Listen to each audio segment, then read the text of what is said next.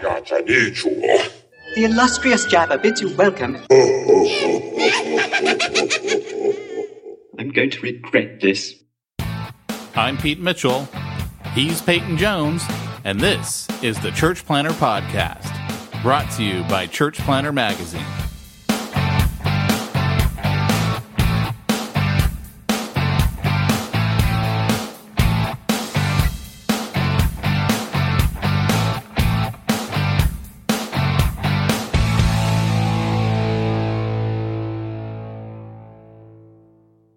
Hey, Church Planter, this is Pete Mitchell.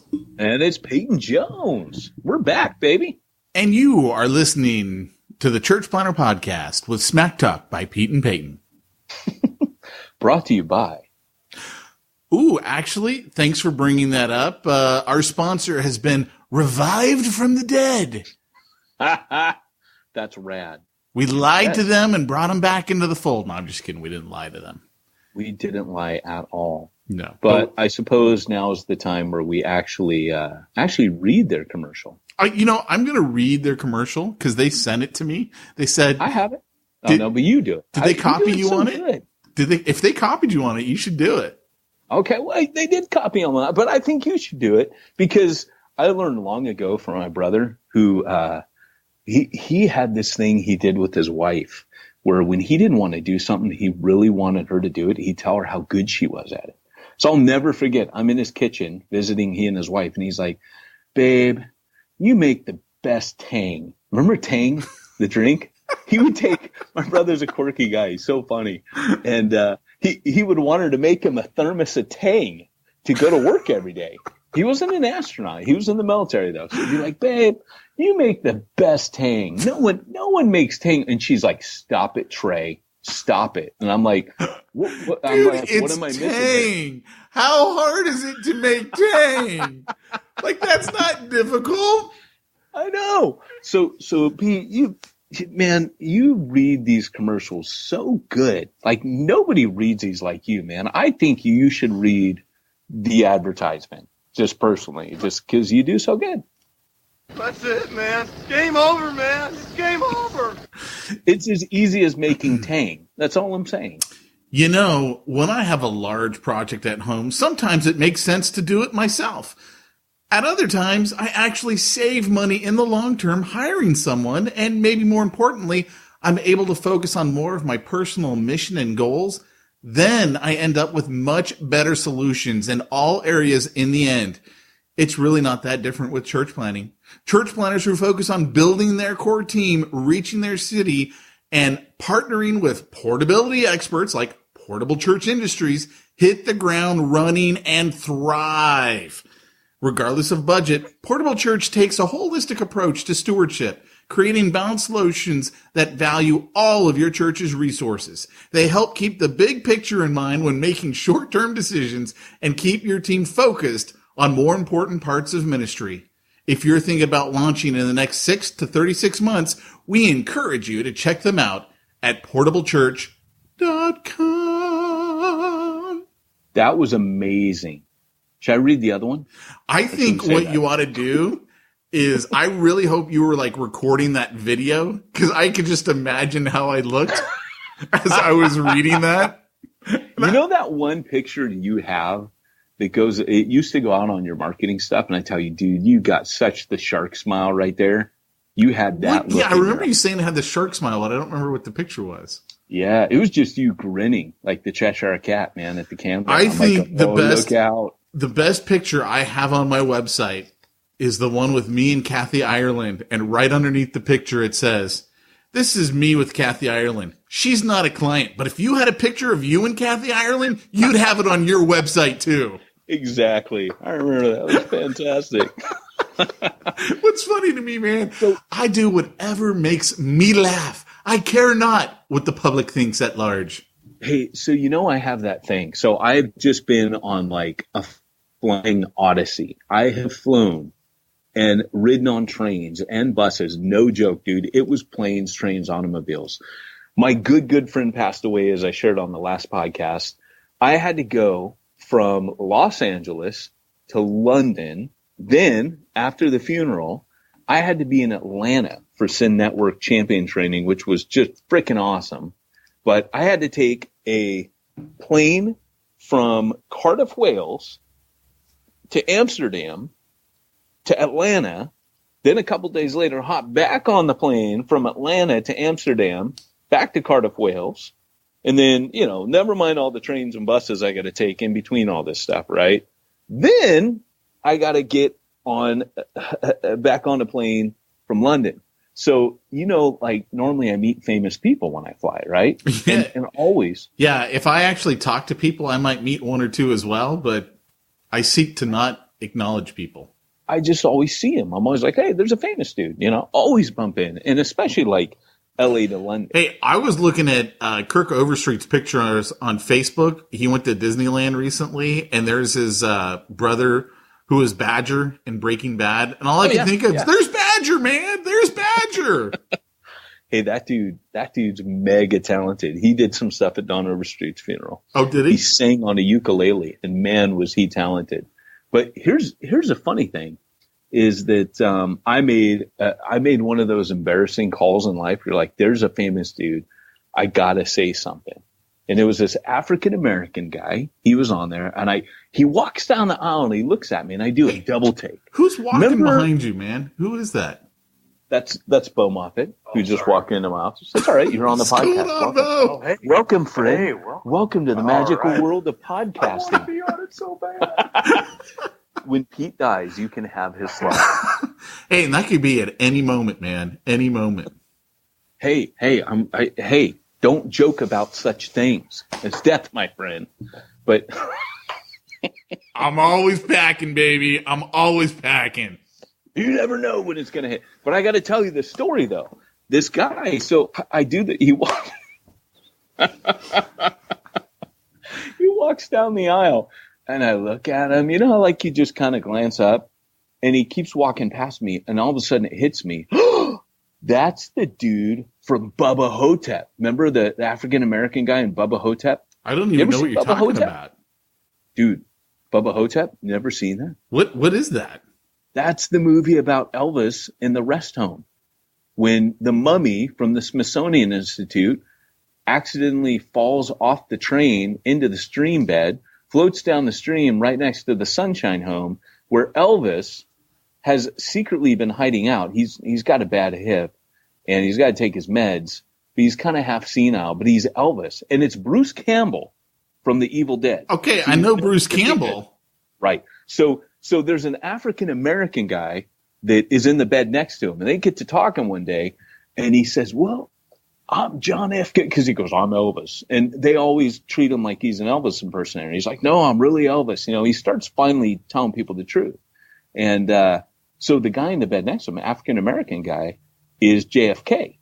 And he said, they had to put a bag of sand on my head. And he's like, but you're black. And he's like, well, I'm part of the witness protection program. They had to make it realistic. Everybody recognized me if I was walking around as JFK. So it's all about him and JFK, quote unquote, African-American JFK, and how they got to fight this mummy, because the mummy's sucking all the life out of the old people. Yeah, you're wondering why I've never seen this movie. Oh, dude. The more you describe it, the more I'm like, yeah. Oh, no.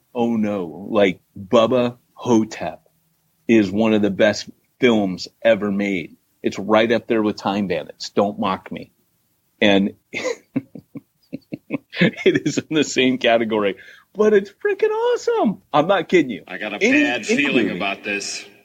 Hey, any movie that has as its premise an elderly Elvis and JFK fighting off mummies that are eating old people, well, sucking the life out of old people, that's going to be a good film. Yeah, so did you go and approach him? I did. And what did you say? Hey, are you the dude from Bubba Hotep? What did he say? It wasn't.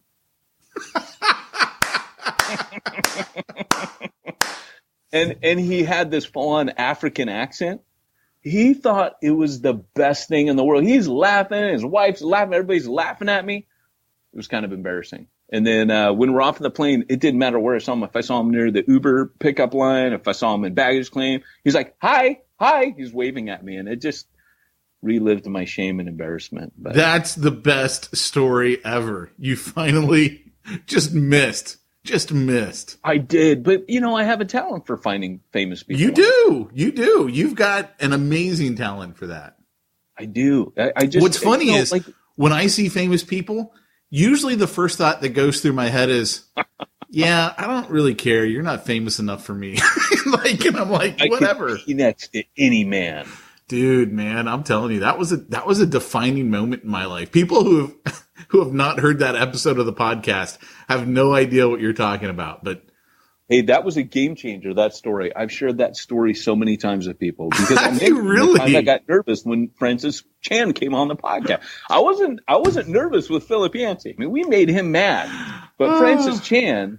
That was another story. I was really, because I respect him so much. I respect Philip Yancey, but I mean, I don't know.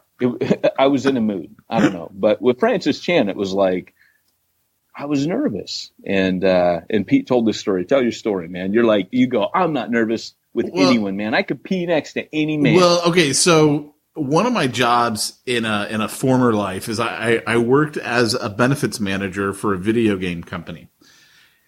And, this one day I was in the restroom standing at the urinal and in walks the brand new CFO. Now, because I worked as the benefits manager, I saw all of his hiring paperwork. I saw how much money he made.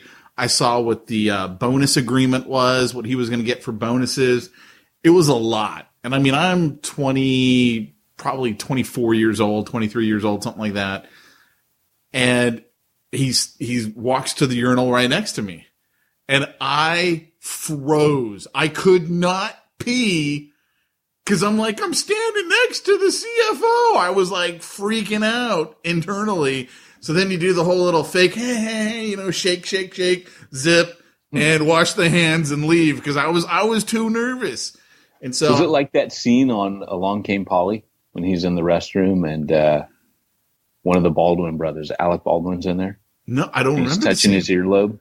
You remember that? No, what happens? Oh, dude, you have to see Along Came Polly. You want to talk about? Well, it's been a while since I've seen it. I saw it a long time bathroom ago. scene ever. He's standing at the urinal and he has OCD and he can't stand germs and touching people. And the CEO of the company is in there at the same time as him. And while he's talking to him, he's like saying, I appreciate you, and he grabs his earlobe and starts doing this to his earlobe while he's at the urinal. Rubbing his earlobe? Starts rubbing his earlobe between his thumb and forefinger. Why? No, that's like so many levels of wrong. It's a great scene, man. See, that's where you really don't want to do that next to someone like me who's armed. You just, I could take that as assault. I'd take that as assault. UK, I think I've mentioned this before. In the UK, you do not talk even to your best friend at the urinal. You go in there, you're quiet, dude. If you talk to somebody at the urinal, you will get hit. It's like spitting. Like, how Americans, we're good spitters, man. We love to spit. We were going to a concert once, me and a buddy in Wales, and I kept spitting on the ground we were walking to the stadium. He kept going, dude, you can't do that. And I'm like, what do you mean? And he's like, no, you don't understand. Like, you're right now, like the lowest form of life right now for doing that in Britain. Like, that's just something we don't do here. Picking your nose. Hey, all I can say to your friends in the UK, our faithful listeners, hey, we're back-to-back World War champs. That's all I'm going to say. I'm just going to leave it right there. Yeah, let me tell you what we're good at. Hey, there's two types of countries in the world today. Those that are on the metric system and those that have been to the moon. I'm just leaving it there. Right there. Yeah, you got a point there, but here's the point. It was so funny though, because there are certain things where I think they're a lot rougher, tougher than us. Oh, dude, they fight way more than us. Oh, dude, we just shoot you, but over there you got to fight. People don't know. It is not like Downton Abbey. I keep trying to tell people it's not like that. It can be a very dangerous. I do not want to fight them. I will tell you that. I do not want to fight someone in the UK. They got way more experience in the old fisticuffs than me. Yeah. It's just like instant street ball. Just take a Celt and put some beer down their throat and it's like Three Stooges. But anyways, what I was going to say is what's super funny is on the other hand, they're also more polite. Like there's certain like codes of decency. So when you're on the sat nav there, that when the satellite sent, it doesn't, American one goes, turn right, 100 yards, turn left. The one there goes, please make a left turn up ahead. Like it's all gentle and it's super polite. Thank you. It's the funniest thing because in Britain, there's kind of like this, you don't want to be pushy, so there's this decorum that the sat nav has. And Americans, we would just be like, dude, stop saying all, just tell me where to go. My buddy and I, whenever we'd go out to, have dinner together, go to the movies, whatever. And if we both walked into the bathroom and walked up to the urinal at the same time, he used to have like the best lines. So I would walk up there and I would try to like come up with something funny. Right. And so I'd be like, boy, this water sure is cold when I'm standing at the urinal. Don't go there. Well, don't go there. And this one time he goes, and deep, like just. Oh, we just lost all our people. No, it gets funnier. It gets funnier. And so we walked into to a bathroom. This time, I don't know what we were at, a ball game or something, because the bathroom was just so many people. So I tried to do the same line, like setting them up. So I go, boy, this water sure is cold, really loud. I mean, there's got to be 10, 15, burly guys waiting in the bathroom. And he just looks at me and he goes, why are you talking to me? I don't even know you. So my buddy told me a story the other day where a guy was in the stall and he's like, hey, what are you doing? And the guy's sitting there and he goes, talking to you? What are you doing? And he hears the guy go, oh, wait, hold on. Someone in the stall next to me thinks I'm talking to him. He's on the phone.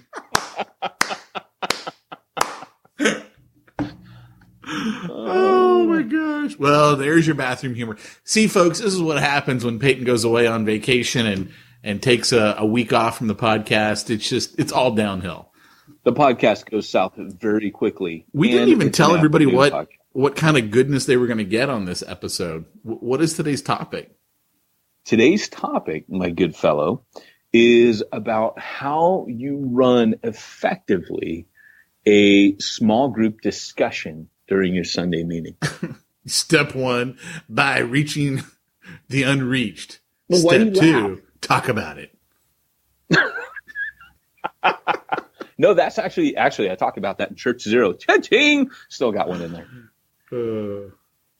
But no, actually, I got an email from a guy who said, hey, man, do you know of any pastors who do this, or any church plants who do the whole discussion group thing? And I said, no, I do, but most of them, the thing with doing discussion groups in church is that it's often a trial and error deal. So like, I can't look back on all the years that I did. I mean, I did it a good many years. Right now I'm in between church plants, but my next church plant will still involve that. I mean, that is just something that I think is crucial, A, to discipleship, and B, to evangelism, and C, to the spiritual development of the gifts, people developing in their gifts in the midst of the one another's. Because to me, that's where the one another's really get practiced. So I can't conceive of going back into a model where I'm teaching people and they're just passively receiving what I'm dictating to them. So, but the problem is when people try to make this switch, often they get things wrong. And I'll be honest, I got things wrong a lot, but I was committed to it simply because I didn't start doing it in the church context. So I knew it was going to work. The problem was making it work in church. And because I had started a church in a Starbucks, and kind of morphed it into a church plant, all I did was copy the setup of Starbucks into the church. But when I watch people try to do it, they kind of get it wrong. And it normally they quit it. So when he asked, do you know people? I was like, well, I could chuck him at the refuge guys. But even with refuge, like, I've noticed that they're still kind of finding their way on it. What I'm really proud of them about is they didn't just go, hey, here's the way that Pope Peyton set everything up. We're just going to keep it the same. I mean, they have changed a lot of things. In fact, their current way of doing it is they trade off every week now. They'll do 1 week is testimony. And of course, it's a church that sees conversions.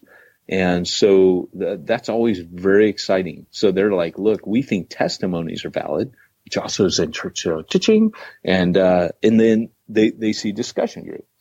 And so they're like, look, we want everybody eventually to cycle through and share their testimony. So we can get through 25 of those, roughly 26 of those a year.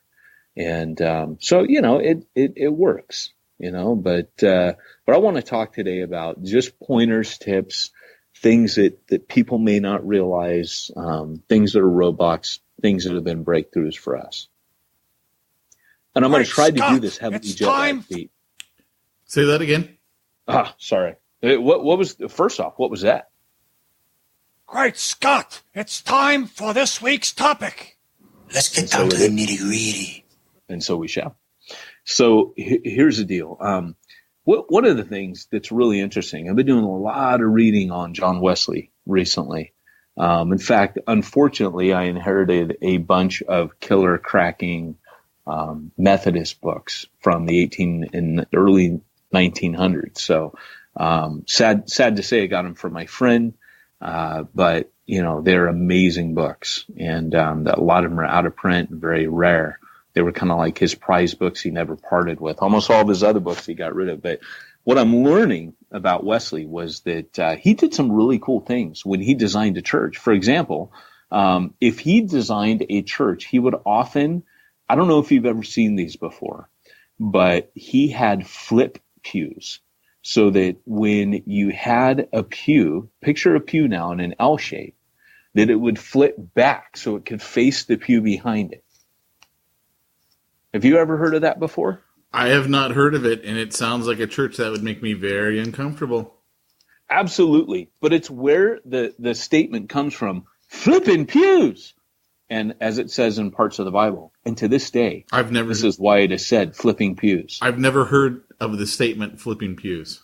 Me neither. I totally made it up. But it was a cool segue into talking about the Bible. So, it's interesting because, there are 23 one another's in the scripture.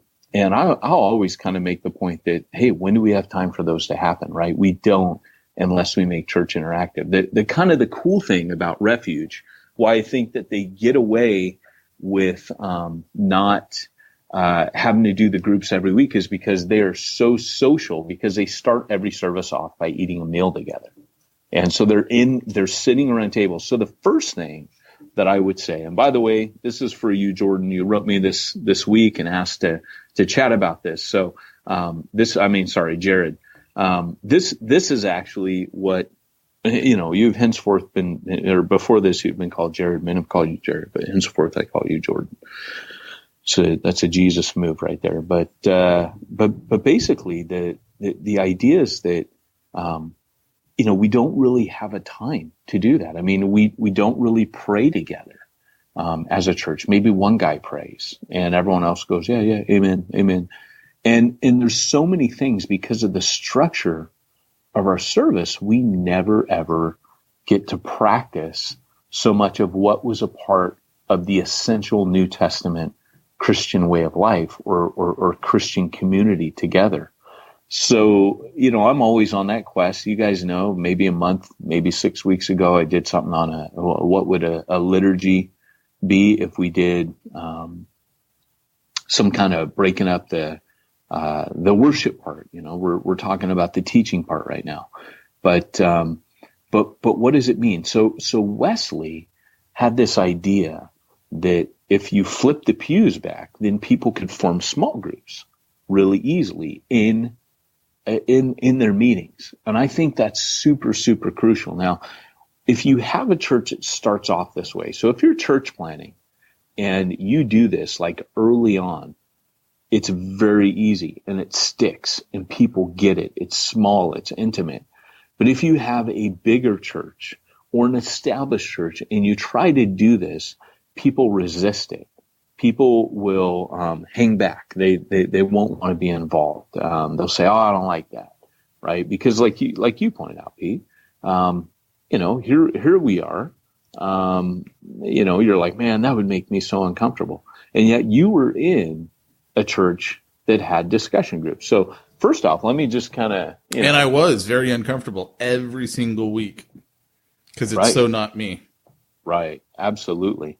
So, as you're doing that, tell me, what is the, what were the things that you picked up from it? I mean, what were the things, even though you were personally uncomfortable, what were your observations? What were some of your takeaways from it? I don't even know what to say. It's so not me. I'm such a, I don't know. Caesar Kalinowski and I were having this discussion. He was like, are you shy or are you actually an introvert? And I'm like, well, maybe I'm both. Cause I don't like people and I don't like meeting people or talking to them. In fact, I was talking to Justin, the pastor at my church, and he goes, "Oh, you remember so and so? I introduced him to you. He was the guy who said he works the soundboard so he doesn't have to meet people." And so I introduced the two of you to, because I thought you would be good to hang out together. And I was like, dude, I've already blocked that out of my mind. I don't even know what you're talking about. Like it is so against who I am as a person that, for me, it was like one of those things that I just made the decision.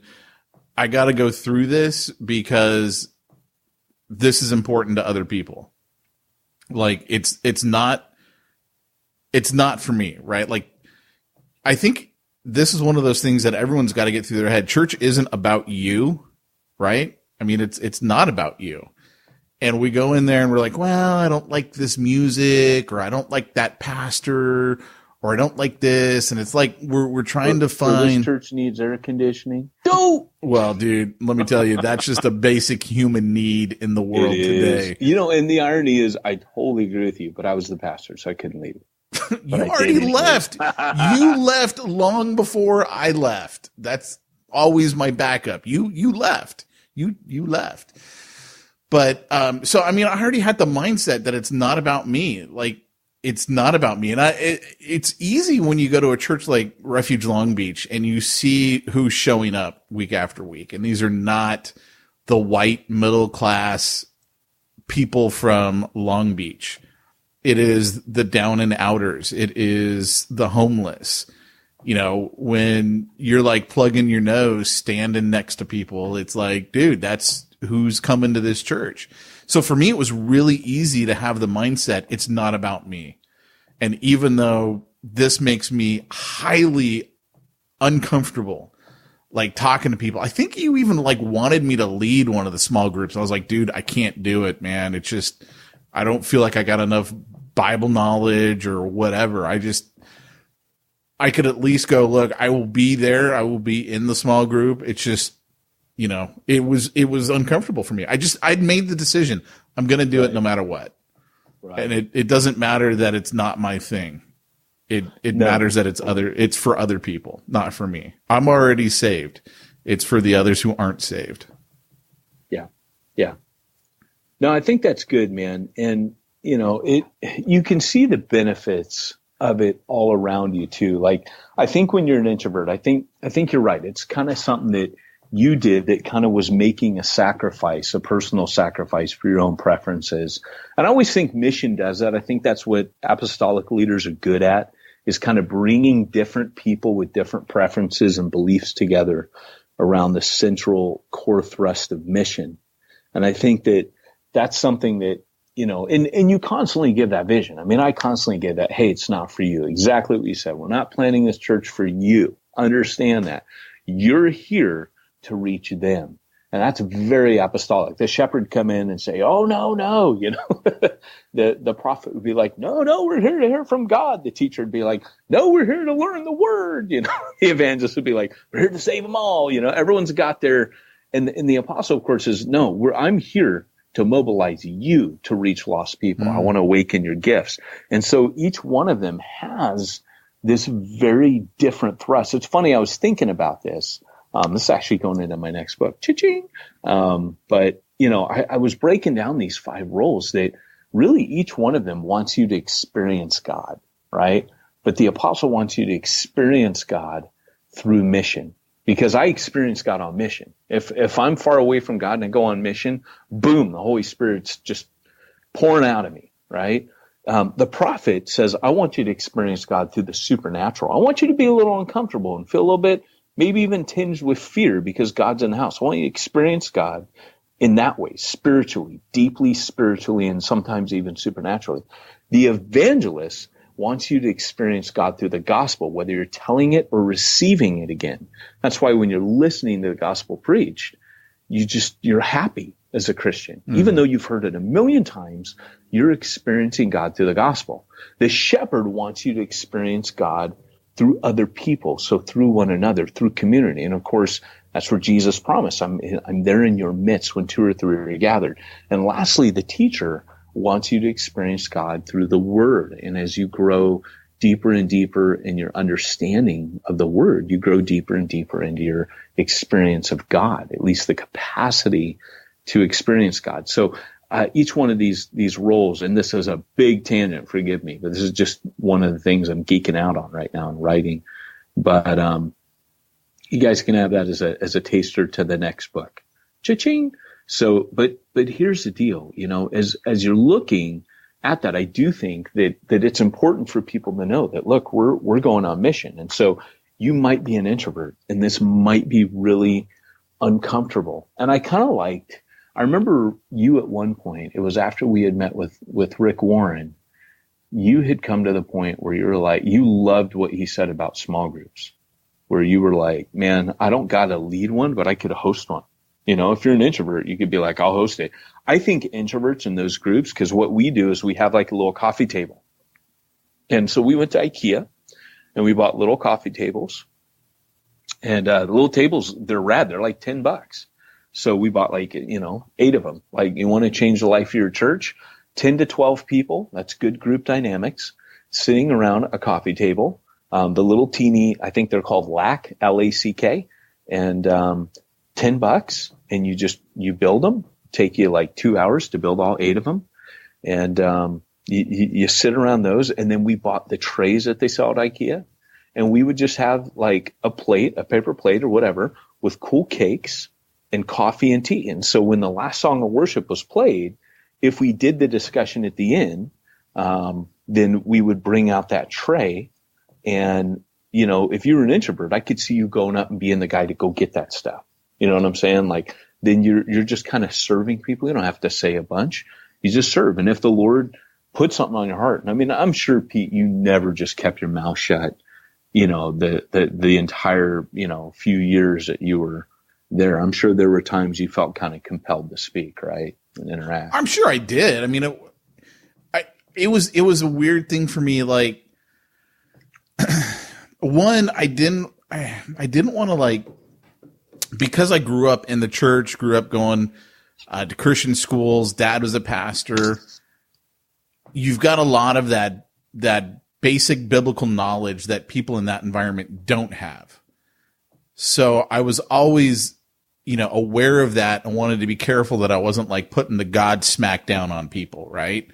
Where the point of the discussion is just let people talk, let them share, Yeah. What do they believe? And if you've got the crazies, then sometimes you got to ring in the crazy, but let them talk. And that includes, I don't know if I believe in God, or I don't know if I believe that, Jesus really came back from the dead, whatever, right? You got to let them talk. So I was aware that, I have this knowledge that I got to be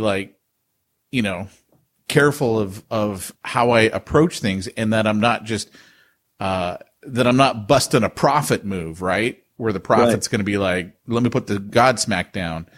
I have to take on the thing that I don't have, which is the shepherd, right?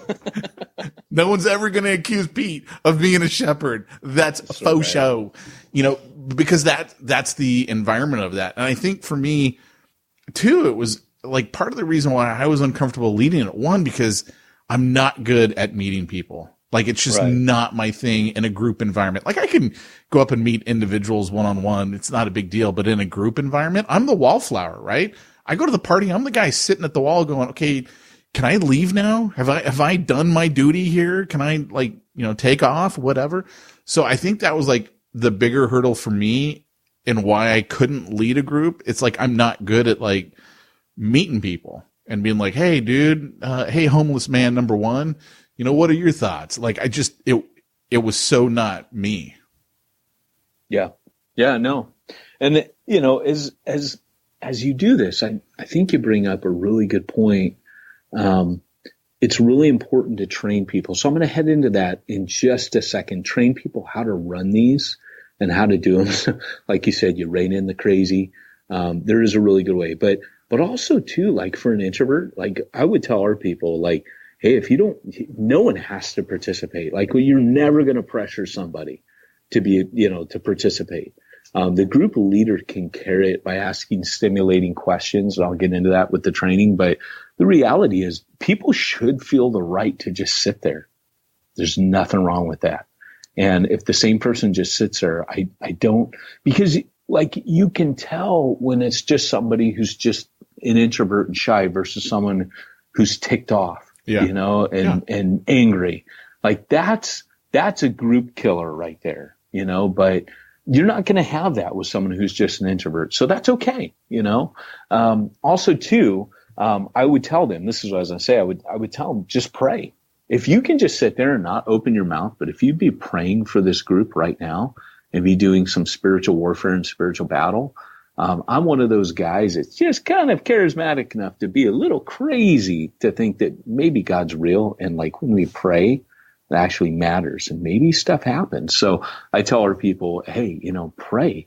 If you're there praying, that's fantastic. Never forget a story that's in Spurgeon's, one of Spurgeon's biographies. Somebody asked him, he was touring them around the church and, on a Sunday morning, guest speaker. And the guy was amazed. He's like, how do you cram so many people in here? Like literally there's standing room only. There wasn't standing room. People were in the aisles. They had to literally ask people not to come one Sunday a month because there's just too many people. They couldn't all fit in. So he would say, would you sacrifice one Sunday a month and not come so others who normally can't get in come in? And so there would be like a crowd pressing against the building. This guy said, I just don't get it. You see so many converts and, these are hard to reach people. And Spurgeon said, well, let me show you one last thing. He took him down to the basement where there were 200 people praying. And he said, that's the secret. That's the engine room of everything you see here. That's what's running this thing. And he also had people trained that when people that were Christians were there, were seeing people being affected by God and by the gospel, he would call them his bird dogs. Spurgeon didn't do altar calls, but if someone was there breaking down and crying or visibly affected or kind of staggering out of their pew, like, oh my gosh, what just happened? Spurgeon would call, he said, I have my bird dogs here. And he says the gospel wounds them and sends them, flying to the ground, but my bird dogs go and get them. And so even there, those were like his evangelists and his apostolics.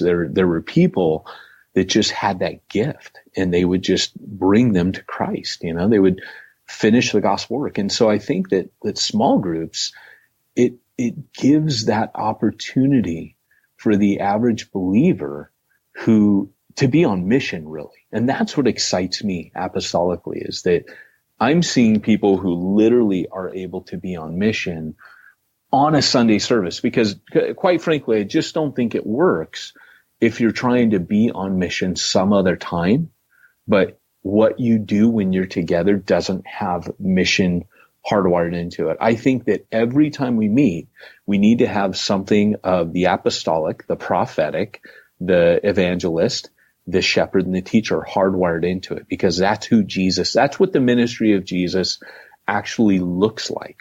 So why would I just have the teacher every time I come together? And then who knows where the worship thing fits in? I guess some people could say the prophet, but if it's just singing, maybe not, I don't know. I don't equate singing to God as the prophet. I kind of see more like the use of the gifts, which happens, by the way, in these small groups as well, is someone might say, hey, can I pray for you, and lay hands on them.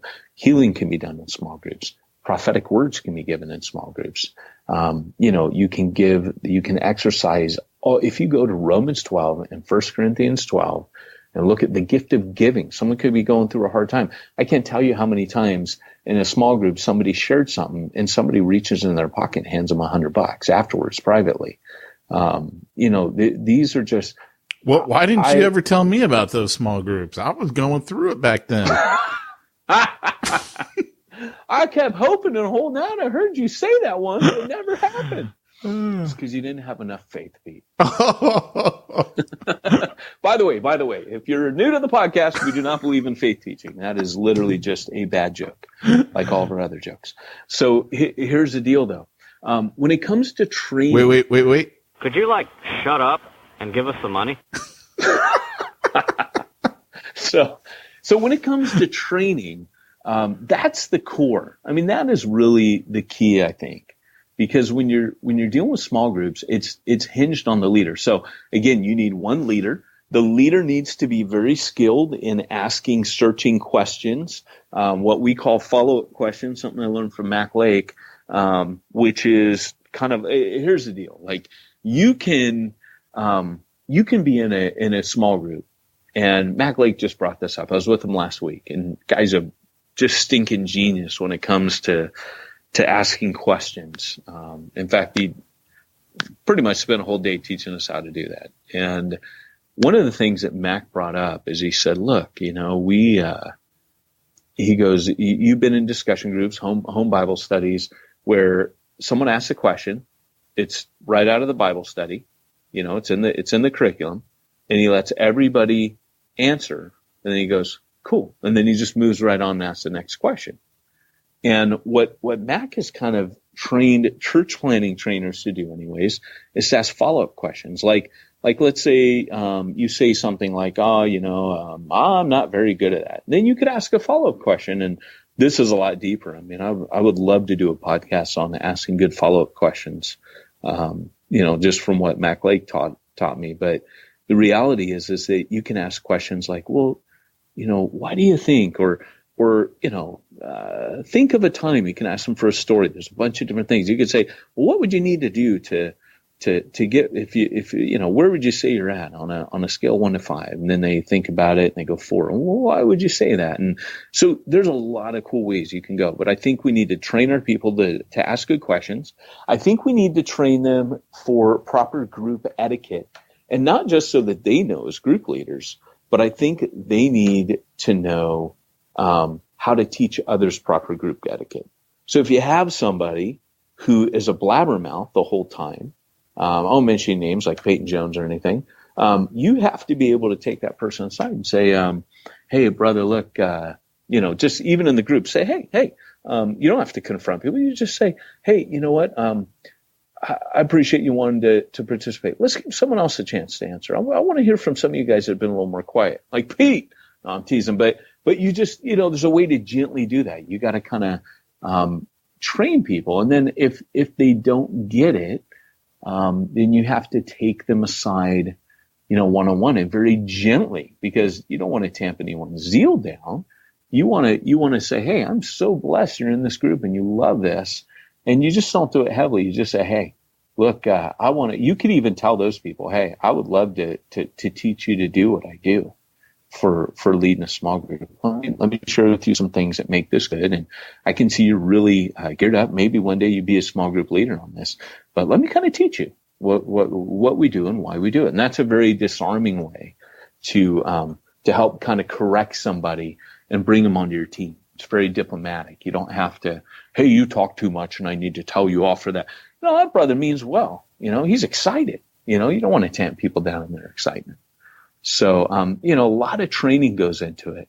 The thing where, like you said, what about when somebody says, I believe Jesus was a space alien and we all need to meet him out in the desert and play harmonicas and bring him back down to earth? Well, or if you got the guy who believes in the flat earth in your group and he just wants to talk about flat earth all the time. Hey. It is flat. You are falling right into the stereotype, my friend. And the moon is hollow. It's a space station. It is. It totally is. Occupied entirely by reptilians. That's their secret headquarters. I'm just saying. Hey, we don't want to say it. They are part of the Illuminati. Okay, so go on. You get the flat earthers that want to take up the whole time talking about flat earth. Don't take it serious at all, except for Smack Talk. Take that very seriously. So here's the deal: is that you have to be able to deal with that. So, like for example, I have wacky people every once in a while that turn up and they mean well and they say wacky things, and I just get them back on the topic. Hey, that's cool. Look, and I'll just say it like as if like I would deal with it the same way I deal with a non-believer. I'd say, hey, look, guys, we're all entitled. Obviously, there's going to be a tons of different opinions here in this group. And our number one rule is we respect every opinion here because they're opinions. And if you find the person who goes, no, it's the truth of the word of God, they got to go. Eventually they're going to probably, unless they can be talked to, those people always wreck it. Because here's the deal. Like when I train missionaries, I always tell them, look, you have to wade through, whenever you're talking to non-believers, you have to wade through tons of wrong things before you get to the gospel. And Jesus is a master of this. So, for example, people always tried to throw Jesus off, and he would come right back to it. Like the woman at the well. Well, you Jews say the place we ought to worship is on the mountain in Jerusalem, but we Samaritans worship. And Jesus just keeps cutting back. He will not get sidetracked on that stuff.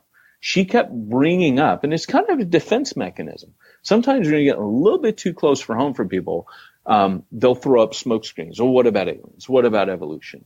And I would just say in those situations, hey, look, it doesn't matter if you believe it. It doesn't matter that. What we're talking about today is this.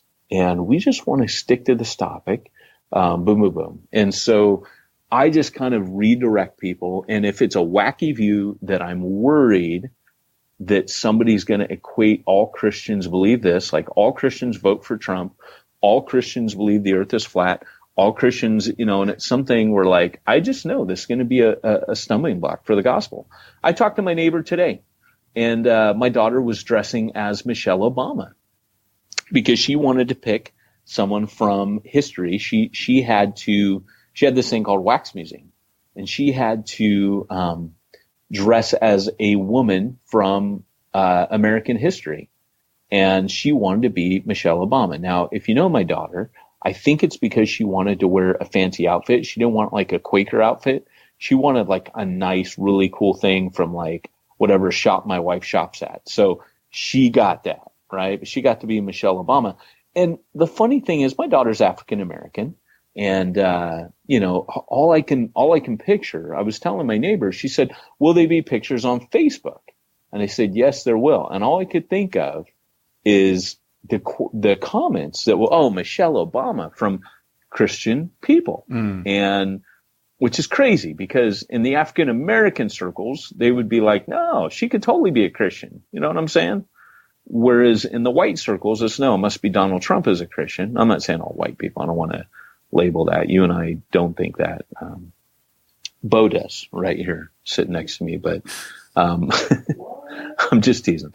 But the reality is I just made the point of, I said, hey, I just got to like kind of get, and I'm just waiting for the comments on Facebook and, like, hey, shut up, when they give my daughter a hard time.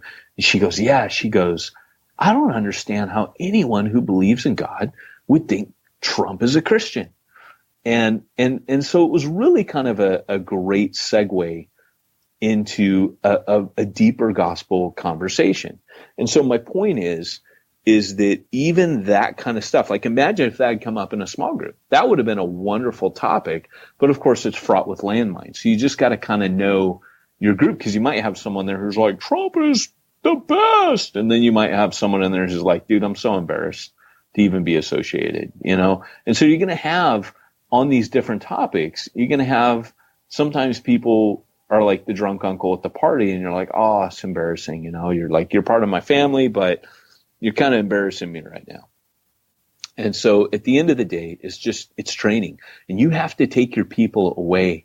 You have to train them. You have to say, look, guys, we're not going to get bogged down on that. We're not going to get all mad about the stuff that everybody's mad about. We're going to keep on the gospel, my favorite expression, like Fat Albert on an ice cream truck.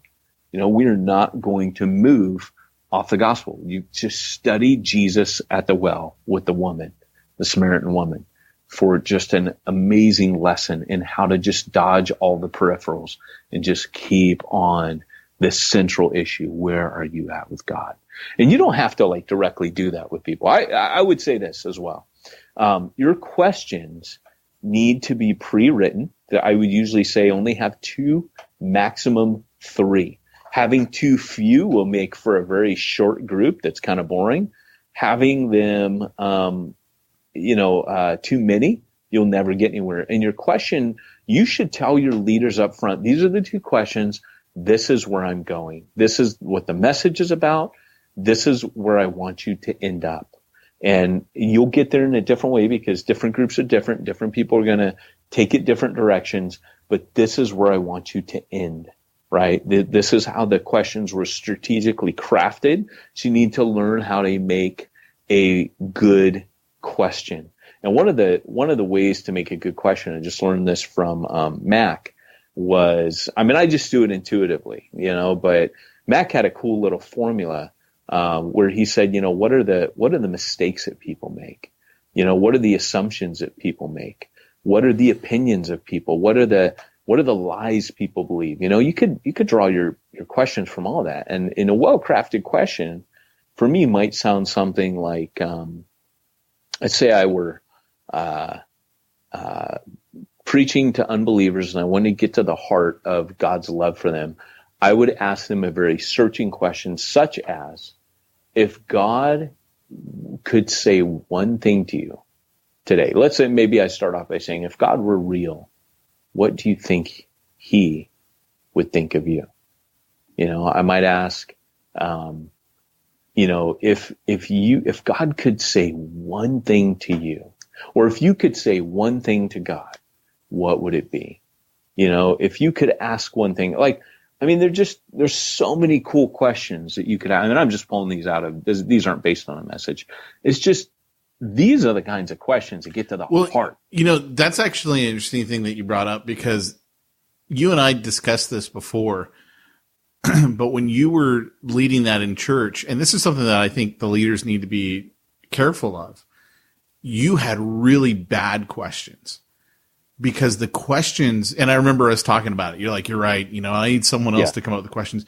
Yeah. Because you were so into your sermon, you had these questions that I'm sitting there going, dude, I got a background in Bible, and I don't even know what the question means, let alone how do I come up with an answer and facilitate a discussion. And then we had guys like, Chris later on and stuff, where their questions weren't nearly as difficult to understand and to communicate. So it's just one of those things that you do as a leader. You've got to be wary of that. You have to think about it. It's something that I have grown in for sure. And I think nowadays, I would ask differently. But I remember at one point literally saying, because of exactly what you said, I'm too up close to it. Right. Yeah. And I can't, and what I remember at one point, I can't remember what church, whether this was in Europe or here, but I appointed someone to write the questions as I was preaching. Yeah. And it might've been, I don't think I gave that to Kirchhoff. I don't think that would have, but they had to go give it to the overhead guy. And if you can, because what the mistake I would make is I would write my sermon and I always revise it. It doesn't matter if you give me 2 months to prep a sermon, always the morning of, I'm going to turn up and probably rip it up and rewrite it. Right. It's just who I am. And part of it is there's a prophetic kind of, unction that I feel when I'm getting ready to preach. And so, that's a big deal to me. And so, but if you can write them beforehand, someone just told me about a feature in Logos, that what Logos Bible software does is it now has a direct feature where you can drop questions into the slide. So you can build the slide presentation as you're as you're preaching. So if you felt like, hey, I'm better at this than Peyton was, then you can do that. You can actually come up with them. And I think if I didn't wait till the last minute, because normally I do it Sunday before I grab everything and head out the door. And you just gotta think. You gotta spend time with questions like that. You could even almost reverse engineer it and ask your questions first. Read the passage and ask some questions before you prep your sermon, and then maybe tinker with them and play with them later. But yeah, that was something that I remember the freedom I felt when I was like, okay, maybe I don't. And that, you bring up a really good point. Maybe you don't got to be the guy writing the questions, because I found that was easier if I wasn't. Yeah. Yeah. So, gosh, I forget this stuff, Pete. So it's so funny, man, because we're getting ready to. It's funny. I was chatting with Andrew this morning, and she was saying, "Man, I'm really starting to get excited about church planting again." And after all the crap in the last couple of years, where I'm always ready, but there's been times in the last 2 years, in particular, I'd say, where the wind got knocked out of my sails enough where I haven't felt that same zeal personally. In fact, if anything, a little bit of the fear has come back to plant, whereas it's been a very good thing to start feeling some of that zeal. And we can feel it, man. We can feel that stirring. We can feel God kind of really giving us that adventurous spirit again, that, because right now, to be honest, the last couple of years, we've just been licking our wounds from deaths and illnesses and surgeries and cancer and house flood. And, I mean, it all just kind of snowballed in the last couple of years. So it's been an interesting time, but God is good, So we're starting to kind of ramp up to that. And then the last thing I would say is, again, it goes down to training, as I mentioned.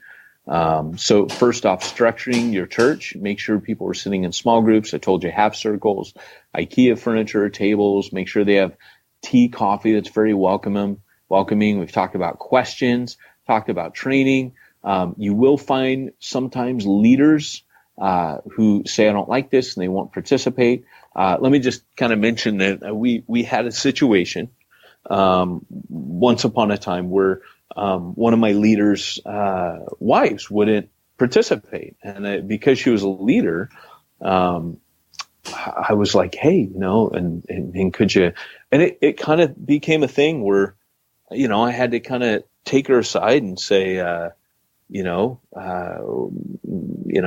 going to have to talk about this. And so we did. And I just explained that, look, some people, like Pete, don't like this kind of stuff. And anyways, we're able to work through it and get there in the end.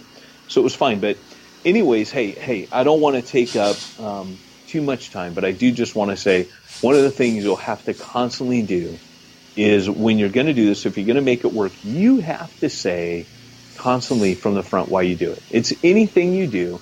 Picture the person who's brand new into your church the first Sunday, and they don't know what hit them, right? They walk in and they're like, man, what is it? Like, why are we sitting in rows? This is weird. You have to constantly communicate what you're doing and why you're doing it. So, for example, I would say something like, hey, guys, now is a chance where this is where the three things came from, one of my mantras, which was, there are only three things that need to happen. Doesn't matter how we get there, but three things need to happen this morning. Number one, we need to hear from God. Number two, God needs to hear from us. And number three, we need to hear from one another. And I might throw out, if I were the guy doing it, I'd say, hey, there's 23 one another's in the scripture, and we take those seriously. And so what we're going to do is yada, yada, yada. And so just over communicate what you're doing and why you're doing it. And so guys, that is it. I'm going to wrap up there because I could talk about this all day. But again, Jared, that was for you. And guys, just want to say thanks for joining us today. Before we go, let me tell you about SimplifiedChurch.com. SimplifiedChurch.com is an online service that you can use for bookkeeping, IRS compliance, any kind of admin stuff that you don't want to do, even personal assistance. You can get in touch with SimplifiedChurch.com, and they will help you with that. Just tell them Peyton and Pete sent you. Guys, this has been Peyton Jones and Pete Mitchell on the Church Planter Podcast, reminding you, if you want to reach ones nobody's reaching, you need to go where nobody's going and do what nobody's doing.